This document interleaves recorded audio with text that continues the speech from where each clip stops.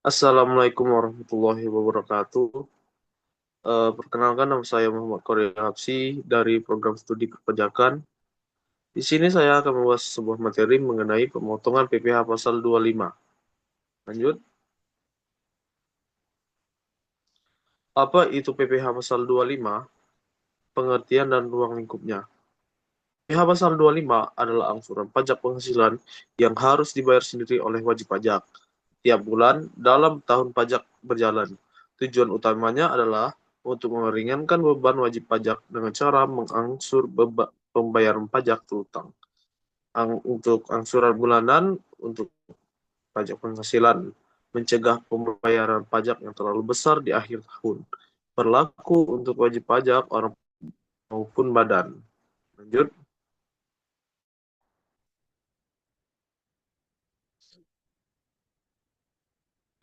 Daskum pemotongan PPh pasal 25 menurut peraturan terbaru. Dasar hukum yang pertama yaitu Undang-Undang PPh, landasan utama yang mengatur segala ketentuan perpajakan di Indonesia. Yang kedua, peraturan pemerintah, detail dan teknis dan implementasi lebih lanjut dari Undang-Undang PPh. Yang ketiga, peraturan Menteri Keuangan atau PMK, aturan pelaksana yang sering diperbarui untuk menyesuaikan kondisi terkini. Penting untuk selalu mengikuti perkembangan peraturan terbaru agar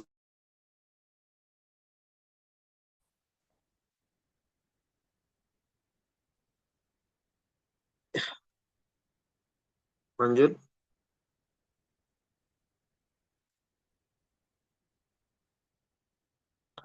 Mekanisme pasal 25. Contoh kasus.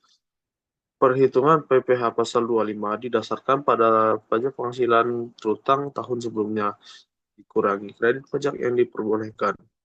Untuk contohnya yaitu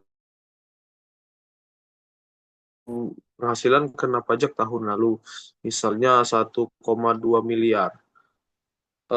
PPh terutang tahun lalu yaitu 300 juta. Untuk kredit pajak PPh pasal 22, 23, dan 24,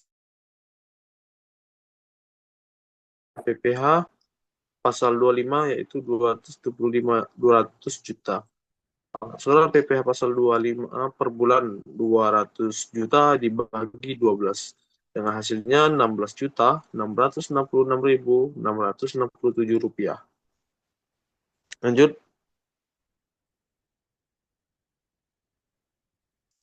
Kriteria wajib pajak yang wajib melakukan potongan PPh pasal 25. Wajib pajak badan, perusahaan, atau entitas yang memperoleh penghasilan dari usaha.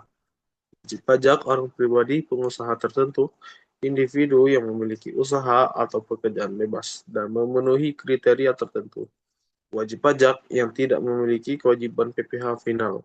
Mereka yang penghasilannya tidak dikenakan PPh bersifat final. Memahami kriteria ini penting untuk menentukan kewajiban perpajakan Anda. Lanjut. Untuk batas waktu dan tata cara pembayaran PPh pasal 25, yang pertama pembayaran. Pembayaran itu dilakukan paling lambat tanggal 15 bulan berikutnya setelah masa pajak berakhir. Dalam pelaporannya, yaitu paling tanggal 20 bulan berikutnya setelah masa pajak berakhir. Untuk yang ketiga, e-billing. Pembayaran dilakukan melalui sistem e-billing DJP. Keterlambatan pembayaran atau pelaporan ini dapat dikenai sanksi. Wajib dilaporkan melalui e-filing atau e-form. Lanjut. Sanksi dan administrasi. Sanksi administrasi dan pidana yaitu dikenai denda keterlambatan penyetoran dan pelaporan, bunga atas kekurangan pembayaran pajak, kenaikan jumlah pajak yang harus dibayar. Sanksi pidananya dalam kasus pelanggaran berat dapat dikenai hukuman pidana penjara atau denda yang lebih besar. Menghindari konsekuensi hukum yang sama.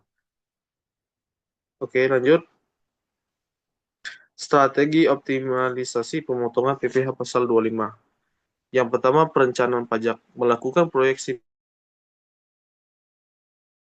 pencatatan akurat mendokumentasi setiap transaksi dengan rapi dan benar, konsultasi ahli, mencari bantuan dari konsultan pajak profesional, evaluasi berkala, meninjau kembali perhitungan PPh pasal 25 secara periodik. Strategi yang efektif dapat membantu mengurangi beban pajak dan meningkatkan kepatuhan. Lanjut.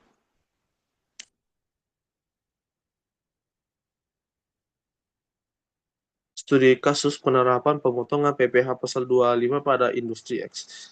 Tantangan industri X menghadapi fluktuasi pendapatan signifikan yang membuat estimasi PPh pasal 25 menjadi sulit.